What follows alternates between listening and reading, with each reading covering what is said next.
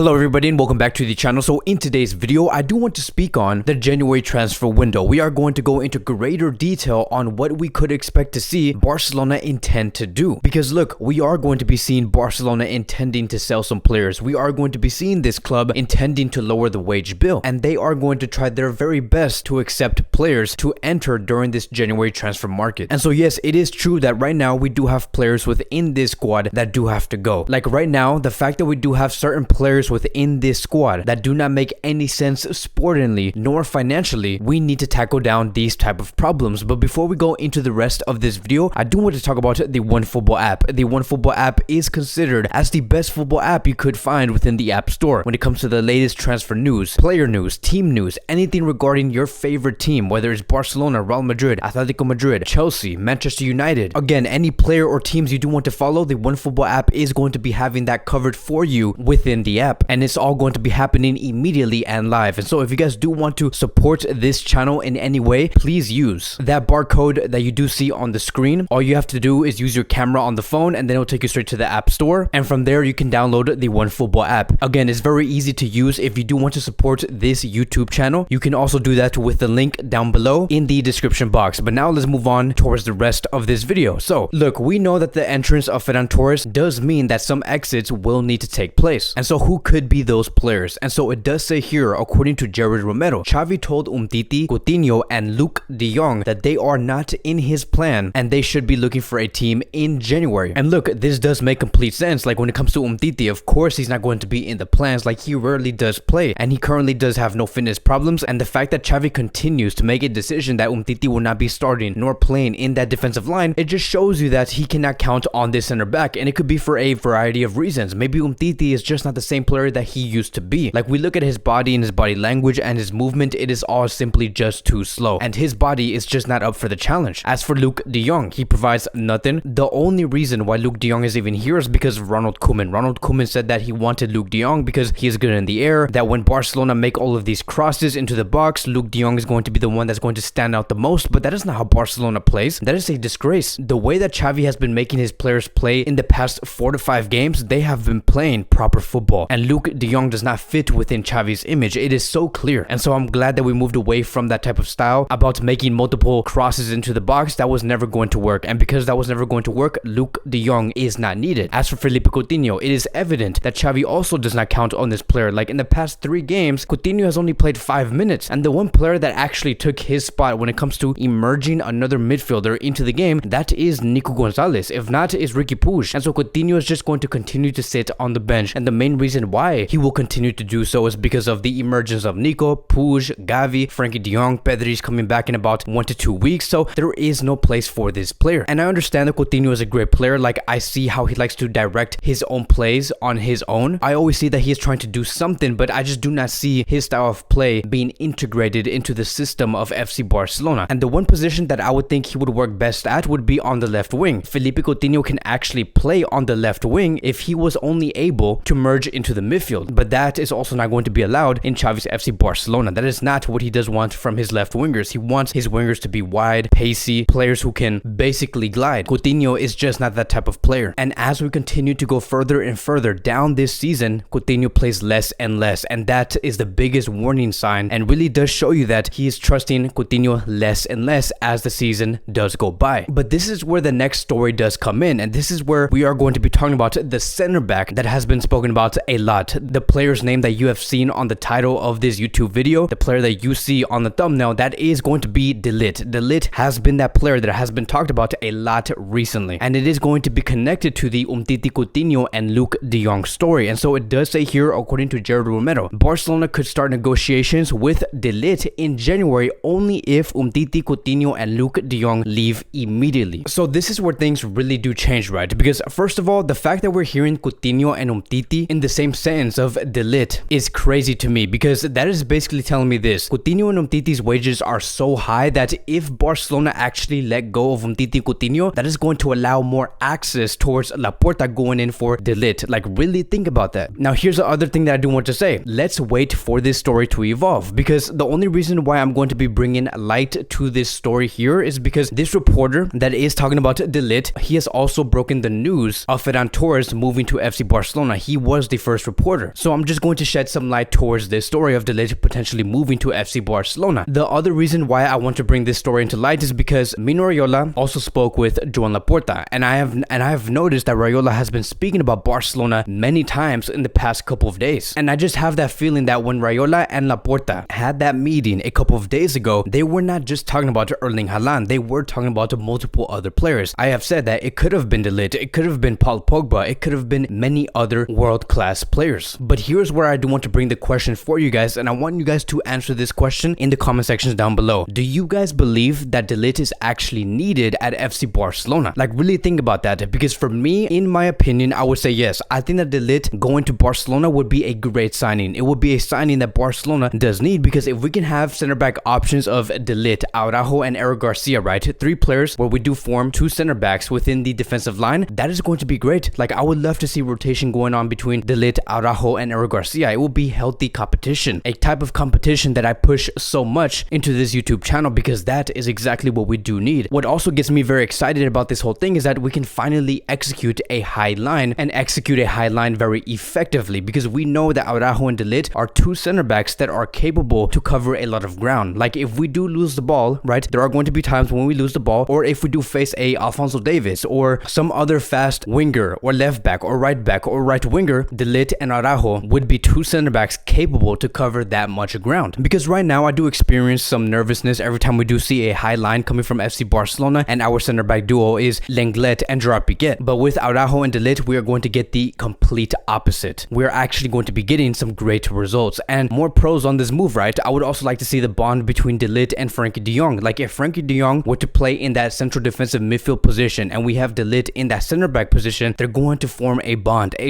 that we want to see between a center back and a central defensive midfielder, because we need more connectivity in our defensive half during a high press. And De Ligt and Frenkie de Jong have shown that they can through their communication back in 2019 in Ajax. And so De Ligt actually wanted FC Barcelona before. I remember back in that year of 2019, De Ligt was really pushing for that move to FC Barcelona. Frenkie made that move first to go to that club. De Ligt was trying to follow, but the only reason why that move did not even happen, it was because Raiola did not want to do any business with Bartomeu's FC Barcelona. He hated Bartomeu, which is why he moved De Ligt towards Juventus. But the moment we see Joan Laporta's Barcelona come calling for this player, I do see De Ligt being very interested in this move. But here's going to be the other question that I do want to bring out, right? And this is what I find the most important, because I know that right now everything does seem very fantasy, that this January transfer window is going to be so busy. But here's the thing, is this De Ligt move going to potentially affect the move of Erling Haaland in the summer of 2022? Because again, I feel like a lot of these things that we have been saying, it does seem like fantasy. Like, I don't mean to bring negativity or try to put this story down, but I always like to observe the whole thing. And I honestly do not know the pockets of FC Barcelona. Like, I do not know how much money they do have in their bank account. A lot of people in the media look like they know exactly how much they have by saying that Barcelona have no money, that they're bankrupt, that they can't afford anything, not even Ferran Torres, but it actually happened. But look, I am just a guy that does work in Barca media. I do not know how much money Barcelona has, but I can just get a sense that with having 3 players in total to go for, like Ferran Martinez, Erling Haaland, De Ligt, don't you guys think that that's a little too much? Because Ferran Torres is going to be costing around 55 million euros. Erling Haaland is going to be costing around 105 million euros, which does include the fee of Erling Haaland and the 25 million commission for the agent. And then lastly, we're going to be having De Ligt, who, worst case scenario, I do think that his fee is going to be around 79 million euros. And in total, you're telling me that Barcelona can afford 184 million euros in fees and commissions within these next 7 to 8 months. I do find that very hard to believe. Now, I understand that Barcelona do have a multitude of things going on for themselves, like for example, the CVC deal, Griezmann sale that will be around 45 million euros, which is guaranteed. With Barcelona selling players, I know that there is a bunch of things that this club could do, but it just seems very fantasy-like. But that is why I do say, let's wait for this story to evolve. Let's wait for the De Ligt rumors to continue to go on for the next 1 to 2 months and see how all of this does play out. Because right now, in my opinion, I would just go for Ferran Torres and Erling Haaland. If it's going to come down to 2 out of the 3 players, I would choose those 2 players. But that is going to be wrapping up today's Barcelona daily news. Thank you guys so much for watching. If you guys are new here, welcome to the channel. Please like, subscribe, comment, and I will see you guys in the next video.